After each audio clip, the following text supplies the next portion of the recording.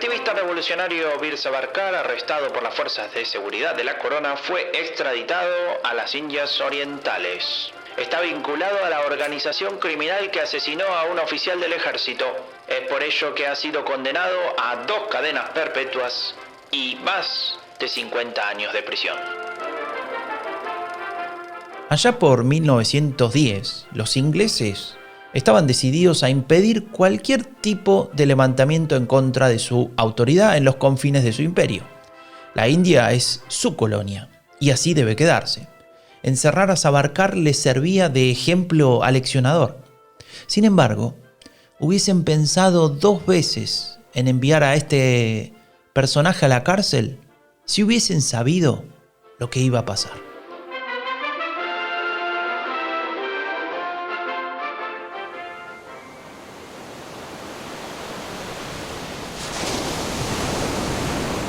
El Océano Índico. Al este de India se encuentran las islas de Andaman y Nicobar, y en ellas la cárcel del Imperio Británico en esa región. Allí Savarkar tiene tiempo para pensar y para escribir. En sus 10 años preso aprovechará el tiempo para escribir un libro que sentará las bases de una ideología supremacista, un pensamiento que busca naturalizar la idea de que India le pertenece a los hindúes, la idea de una nación homogeneizada, la idea de una hegemonía cultural. Este libro, titulado Hindutva, ¿quién es un hindú?, será el fundamento del nacionalismo hindú más violento, más identitario y más radicalizado. Diversos grupos extremistas hacen propias las ideas de Savarkar. Uno de ellos, el Rastriya Swansevak Sangh, conocido como el RSS, será el perpetrador de un asesinato que sacudirá al mundo entero.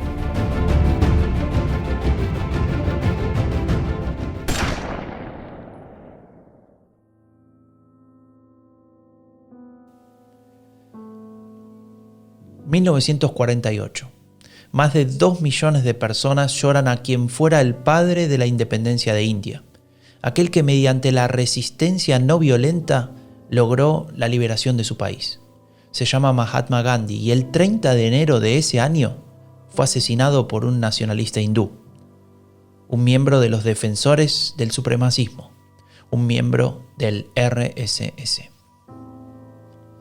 El homicidio del líder indio significó la prohibición del movimiento extremista, una prohibición que no duró mucho y que se volvió a repetir en varias ocasiones durante la historia. Entonces ahí la RSS pierde bastante impulso y empieza a ganar de nuevo protagonismo cuando se crea el Bharatiya Janata en la década del 50 en adelante. O sea, es una organización que no actuaba en los entornos políticos y que ahora, gracias a la llegada del Bharatiya Janata Party, empieza otra vez a tener otro impulso y otro protagonismo.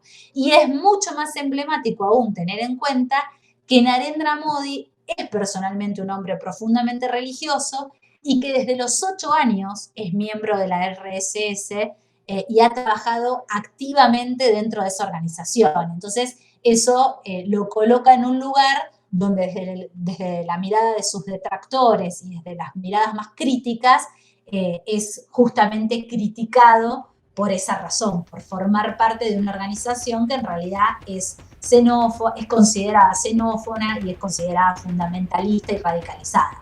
La pertenencia de Modi a esta organización deja de manifiesto su bagaje ideológico, ese que lo lleva en 2019 a impulsar aquella ley del inicio de este episodio en la que los refugiados musulmanes quedan absolutamente excluidos del asilo en India por el mero hecho de pertenecer a esa minoría religiosa.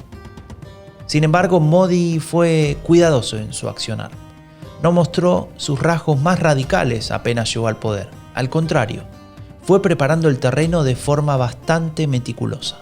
Cuando llega justamente para poder aminorar todas estas críticas y poder consolidarse en lo que implica la llegada al poder, donde verdaderamente el acercamiento es más tibio en un primer momento frente a lo que había sido la maquinaria del Partido del Congreso, durante esos primeros años, tanto a nivel discursivo como a nivel de las acciones, no hubo demasiadas medidas que uno pudiera llegar a pensar que esto que él sostenía en sus cuestiones personales, en función de su religión, en función de las prácticas que hacía en su foro interno, por decirlo de alguna manera, se trasladaran a la política.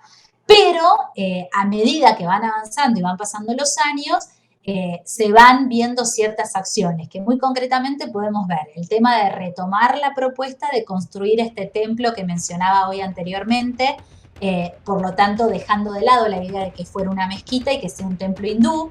Esto es algo que se sostiene discursivamente durante el primer mandato y que ahora se está empezando a llevar a la práctica. Es decir, Modi va incrementando paulatinamente los niveles de radicalización a medida que su poder y su popularidad se va solidificando.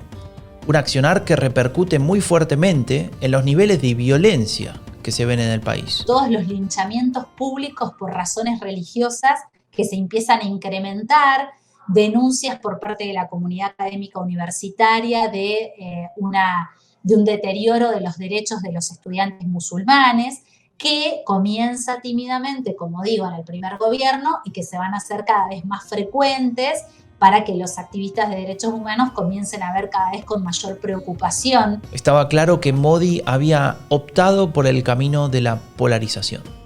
Sin embargo, necesitaba dar un paso más para asegurar su proyecto, una prueba de fuego, las elecciones de 2019.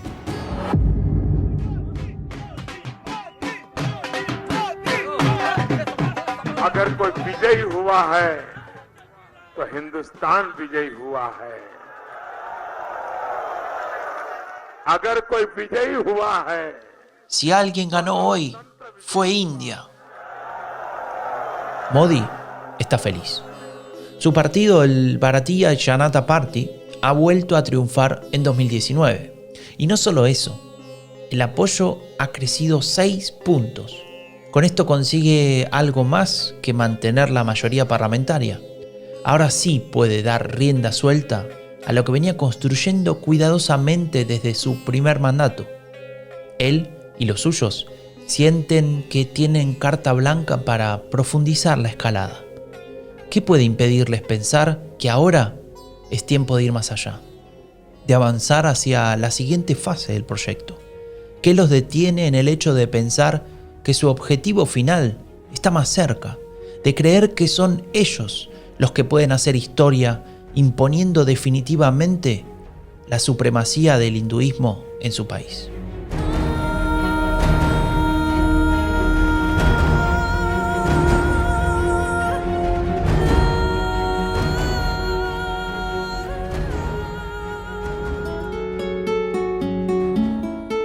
Yo soy Franco de Ledone y esto fue Epidemia Ultra, el podcast que te cuenta lo que esconde la derecha radical.